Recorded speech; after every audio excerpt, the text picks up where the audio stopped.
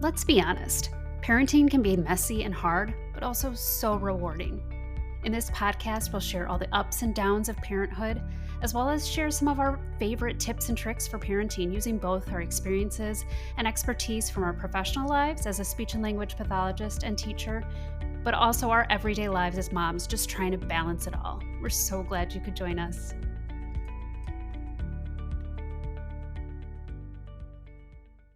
Hello, welcome to And Then We Had Kids. I'm Jenny, And I'm Sheena. and we're just really trying to stay warm. I don't know about you. It has been so difficult these past what feels like months, years, when it's only been like a week of just not really being able to go outside because it's so cold. Yeah, And so like when we're Oh, go ahead. I was just going to say, when we're recording this, we were off for winter break. We were back for a few days. Some schools weren't even back for a full week. Then a lot of schools had a snow day on Friday because we had a lot of snow. We had a big snowstorm here in Chicago.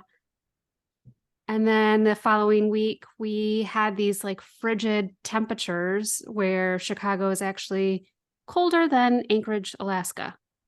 That happens, I think. It does in Often. Chicago. I think it's the whole country that's like Yeah. freezing, but it is Yeah. No, it is funny to particularly think bad in about. Chicago.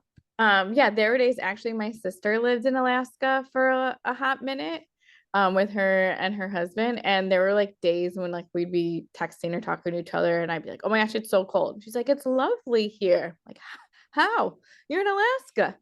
But yeah, so it's also made me realize like I try really hard, as a stay-at-home parent, like every day to get outside for some portion of time, even if it's like 10 minutes, a half hour, an hour, anything, just getting fresh air.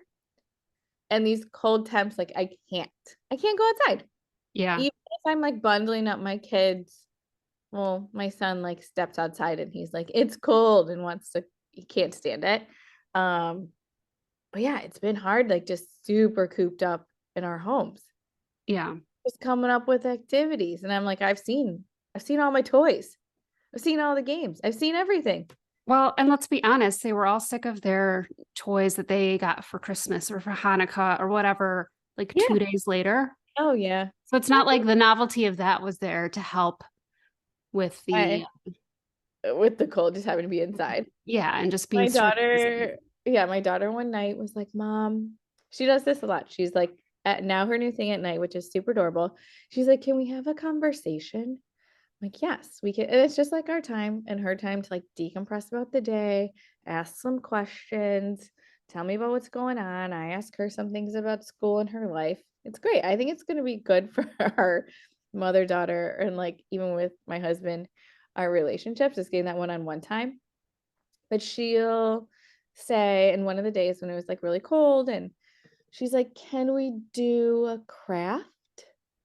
And I was like, sure, we can do crafts. She loves crafts. Like I've turned my front coat closet. It's now called a craft closet, just so she can go in and have access to things. Yeah. And then she goes, she goes, I have one more question. Can we do something magical? I'm like, Oh, oh, crafts I can do. Magical is a whole nother level of parenting. I don't know if I can meet your expectations. what did she mean by magical?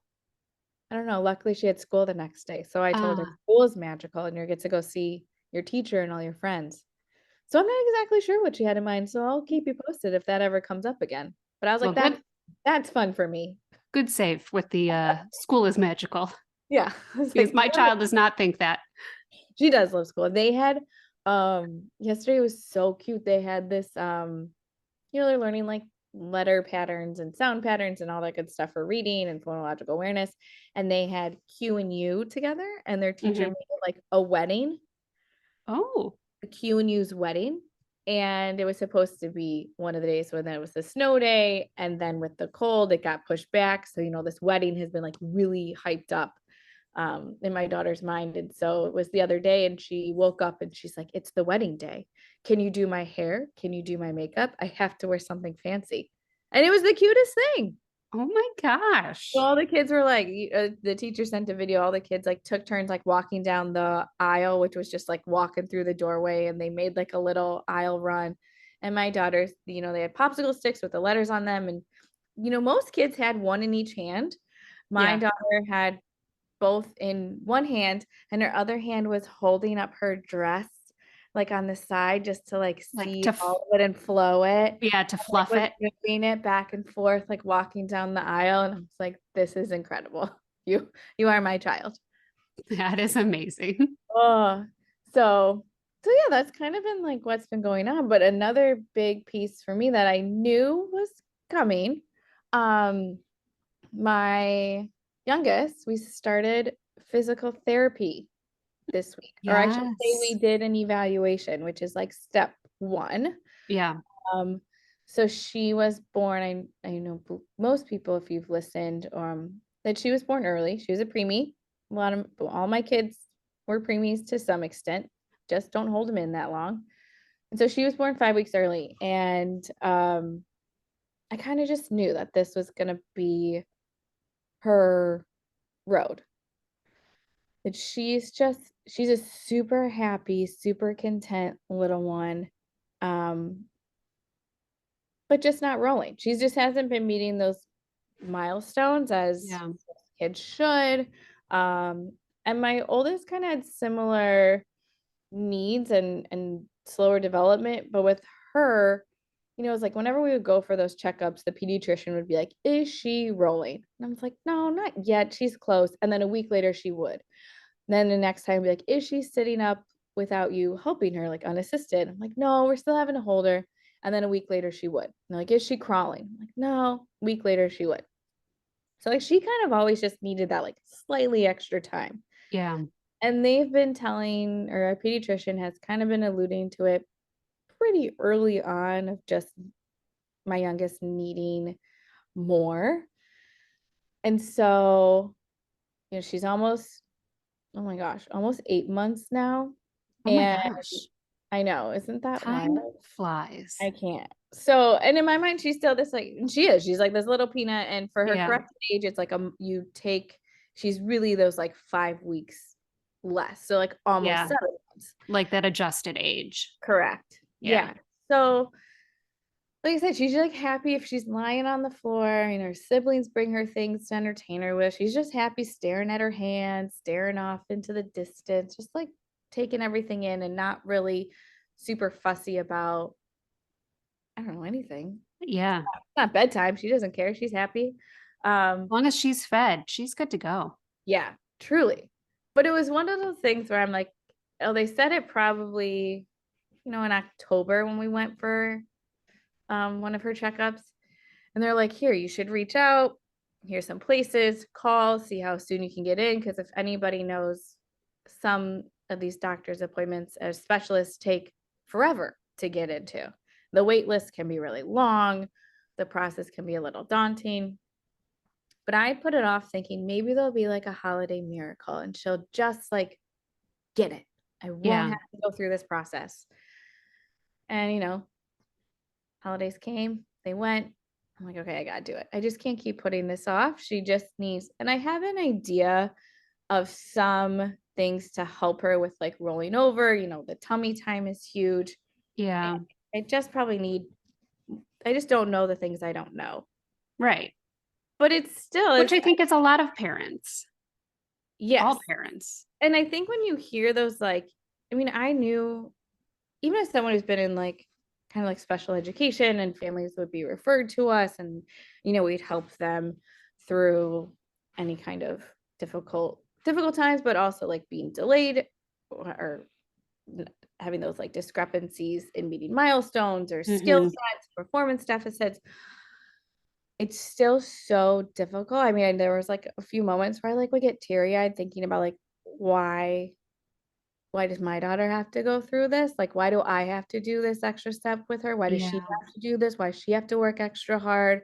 Why isn't it just like coming to her naturally? Um, because it's so hard to not compare to other kids. Yeah. Even though At any logically, age. yeah, right? Like Yeah. now it's like, oh, I don't know all the things that my daughter's doing in her kindergarten class, but like no news is good news in my mind. But like maybe she's not reading as well as other kids, or like maybe Right. she's doing other things. But I mean, your mind can kind of just go off into all these places of like is your kid comparing to others? How are they comparing to themselves? So it's like because I my daughter was born, and then my siblings, three out of my four siblings, we all had like babies like really close, All at the same time. all at the same time. They had boys, and I'm the only girl in like this little group that we have. And my brother, one was like, look at what my son's doing. Like he's rolling, he's going all over the place, he's caught on, he's like kind of getting ready to like army crawl scoot. My Yeah. sister was like, oh yeah, my little guy's like he rolled over the other day. I'm like, oh, okay. Like it's all good. It's great. It's just also so easy to fall into that rut of like comparing your kids and where they are. And then you fall, it's really easy then to fall back into I'm Kind of trying like to that, find but like like the right word. Just it's like like, either what I'm not, you think to yourself, like, what am I not doing that they're doing yeah, as like a parent? Like right. I could easily, should I be doing something more? I'm not doing enough. It's Uh, not just comparing the kids. You also start to compare like and look at yourself. And it's really easy to think like, what is there something I'm doing wrong? Is there yeah, as like something a parent. I'm doing that's causing this? Right. Yes. Yeah.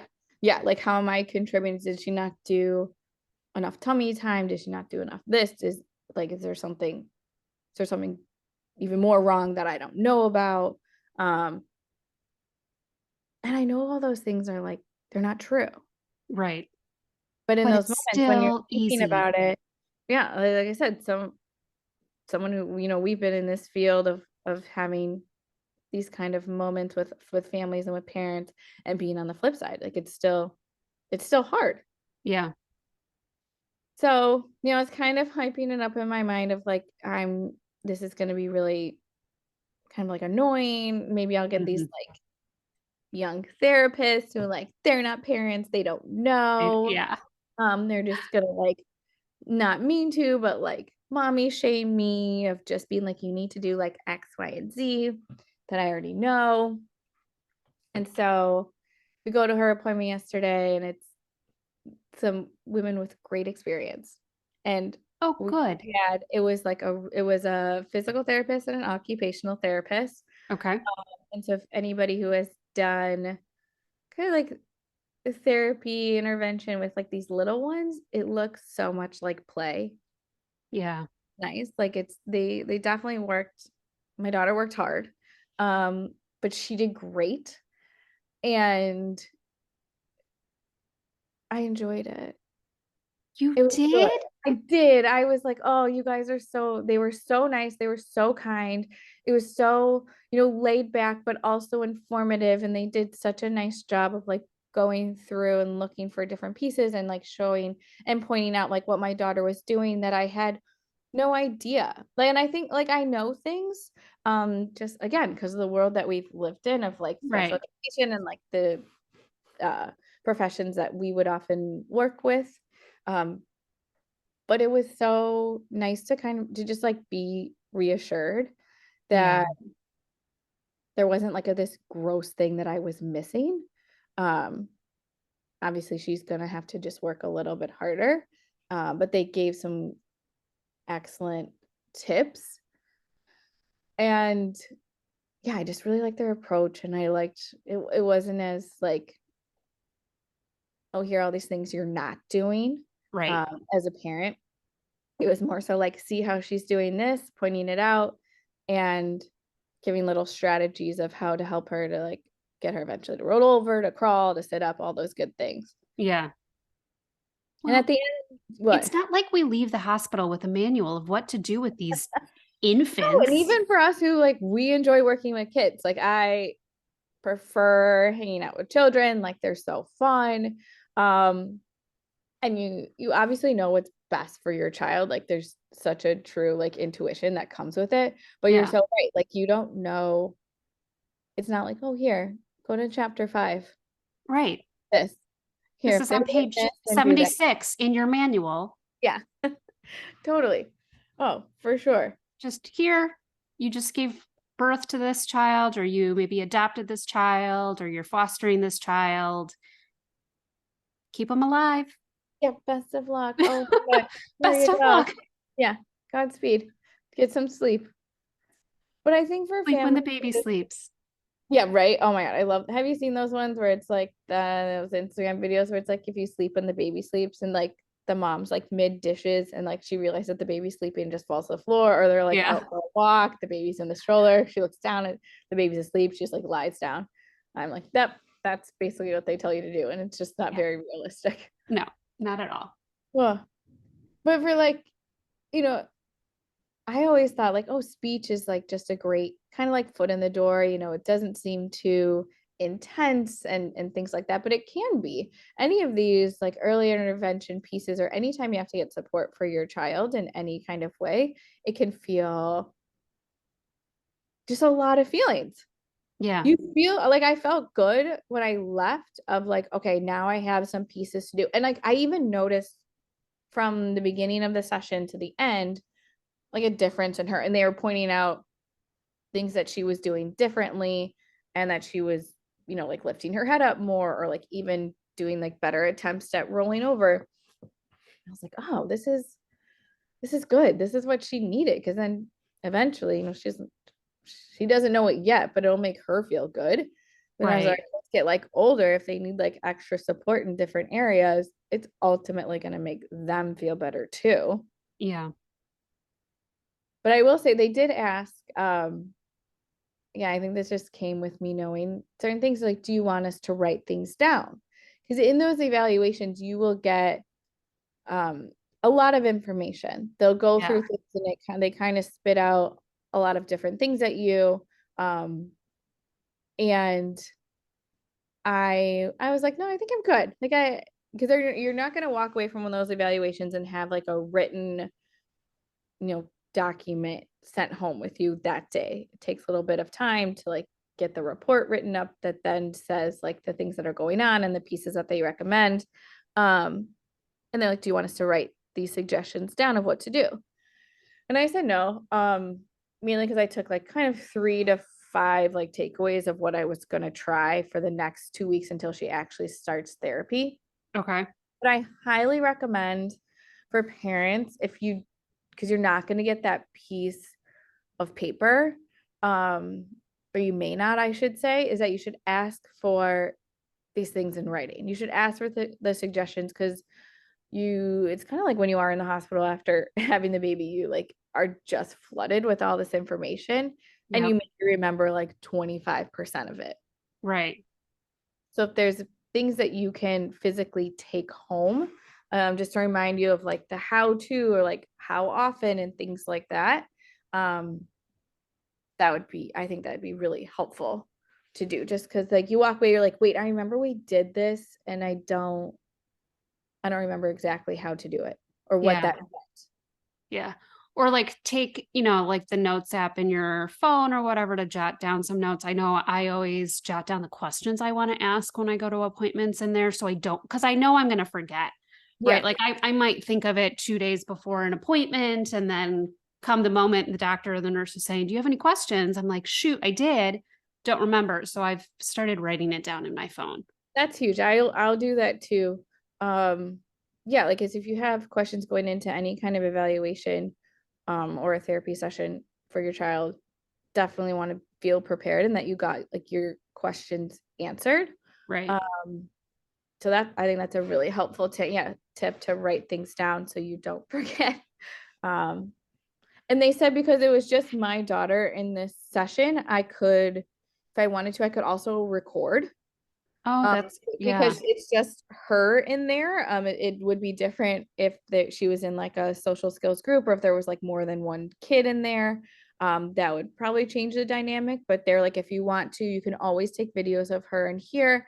And they said similarly, if she's doing something at home, and we can't like replicate it the same way, or you have questions about it, they're like, you can take a video of kind of what she's doing at home to then show them at the session that they could kind of like help with. Yeah. Oh, Kind of that's a talk you good through. point. Yeah. That is a good one. So we're gonna be starting therapy on a weekly basis with her. Okay. I know. Again, I knew this was coming. Like Yeah. seriously, like the moment my water broke, I just like had this like vision of her. I'm like, she's a preemie. She's gonna be in the NICU. We'll probably have to help her with like these gross motor skills. Um, Still doesn't make it like it's still hard. Can I ask you a question? And I'm going to put you on the Really. spot here. Yeah. How do you think you would feel, or how do you think you would might feel differently had it been your first? Like this was your third kid, Yeah. but at like, put yourself in the shoes of a new mom. Yeah. Do you Um, think you would feel differently, or do you think you would have felt the same? I think as a new mom, I would have it's kind of funny. I feel like I was opposite of what you like my initial answer is. I think as a new mom, I I was feeling anxious about it, but I was like ready to do it. I Okay. was Yeah. like I was like, okay, she's gonna need like we can do it. We had a different pediatrician at the time and they were fantastic when we lived in the city. Um and I was like ready to call. I'm like, let's get her in. And then she would do the milestones that she was supposed to be hitting. Whereas this time I felt like I delayed it. I felt like I could have easily called and got her in like a month or two ago. Hmm. I was just kind of like hopeful that she'd figure it out, like my Yeah. first. Right. Or like I've done this with two other kids. I Yeah. can So do this like kind of a thing. yeah. So like I kind of feel like that's opposite than what like my initial thing of like, oh, you might be really anxious as like a first Right. time mom. Yeah. Um, which I think it also is true. If you haven't had to experience anything like this, and I think, we came from a therapy world, so like it was familiar of what it would potentially look like. Um, but if you have no experience and it's your first baby, to be told, they show you all the charts when you're in the pediatrician's office. Here they are in the curve. My kids never really made it onto the curve. They had to be adjusted for their preemie ages and size. Um, that it can be really daunting Yeah. because I think sometimes in a pediatrician's office, they can just maybe go through their like checklist of things. And it's like, oh, well, here's somebody you should probably reach out for physical therapy. Or, if your kid's not meeting their speech milestone, here's a speech therapist. Um, to know what all goes into that can feel really overwhelming. And again, for these little guys, the evaluation, it sounds like such like a heavy term, but for these little ones, it looks so much like play. And the speech therapist, the occupational therapist, the physical therapist, behavior therapist, like they're looking for certain things that as a parent you might not realize, like, oh, they can make note of what's going on in the session without, kind of seeming so direct, if that makes sense. Right. Yeah. Um, but I think as my first, I was like so almost like on top of it because I didn't have any Hmm. more kids, and I was like, let's do it. I'm ready. Yeah. That makes sense.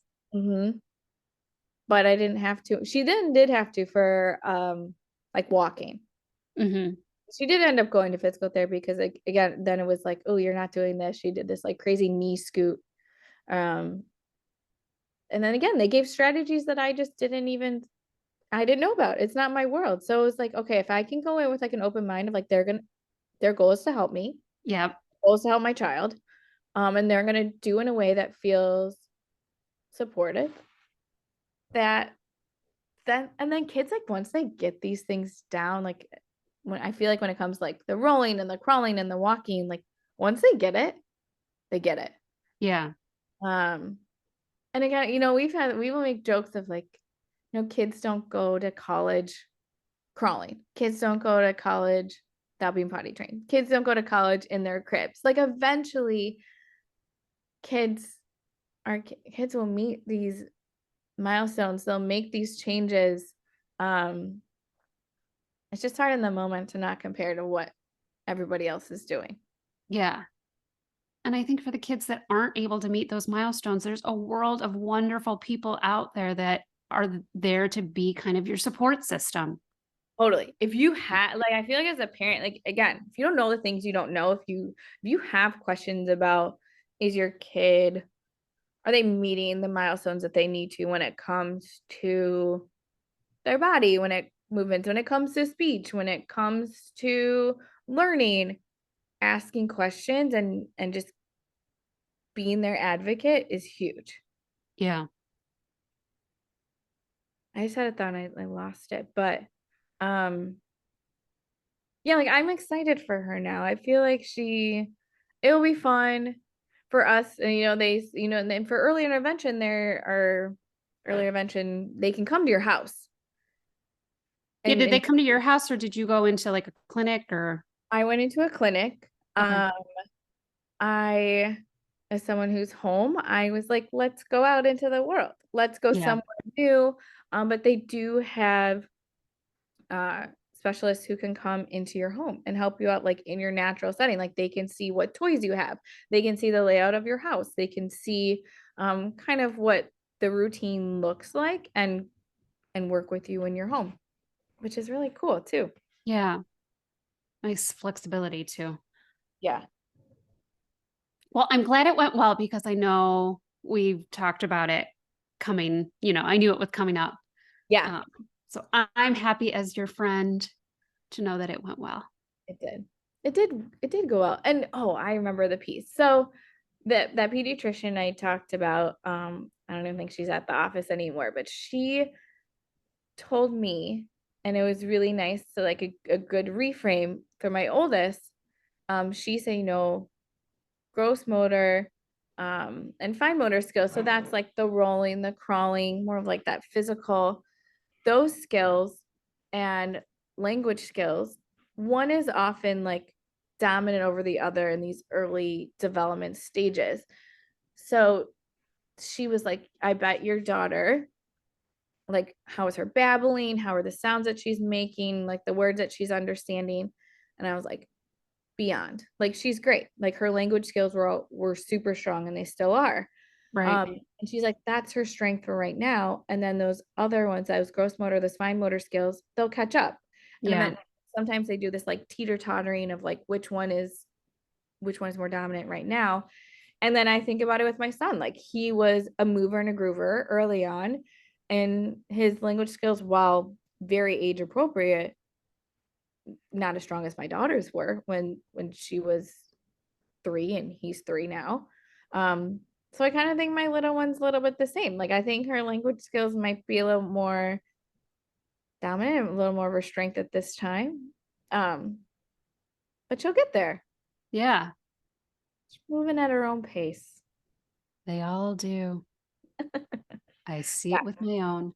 So yeah, so things are good. But I think if you are feeling unsure, anxious, you just have questions about how is my kid doing compared to themselves, ultimately. Talking with your pediatrician, getting some referrals, asking around. I think that's another piece. Like parents have been through it and finding places that people felt successful, they felt heard, they felt supported. That those are the places to potentially reach out if you have any questions for your child. Yeah. So I'll keep you posted on all of her development. Soon she'll be rolling, and I'll have to Then you're going to be running after it's on her. my floor. I know, Yeah. right? Isn't that also funny where I'm like, well, I can still put her down in one space and I don't have to worry just yet about where she's going to be. So like huge pro. And of course, Right. my oldest is like she has all of her Barbie toys and like they come with the tiniest little accessories. My son and daughter found a piggy bank the other day, emptied it out. All Oh, the coins are on the floor. And I can put my daughter on the floor, not have to worry that she's going to roll her way over to the other end of the room to get all right. those small pieces. Eventually she will. Yeah. Then comes baby proofing the house. Yep. Pros and cons to it all. There really are. You get so excited that they're going to be walking around and then they're getting into all kinds of stuff. So Mm-hmm. that's the next stage of your parenting. So excited. Yay. So we'll keep you posted on how she's doing. But yes, again, So it can be scary, but it's a good thing. Yeah. Thanks so much for listening. We hope you enjoyed this episode. And if you'd like to help support the podcast, please share it with others, post about it on social media, or leave a rating and review. To catch all of the latest, you can follow us on Instagram @_and then we had kids. Thanks again, and like we say, life used to be carefree, and then we had kids.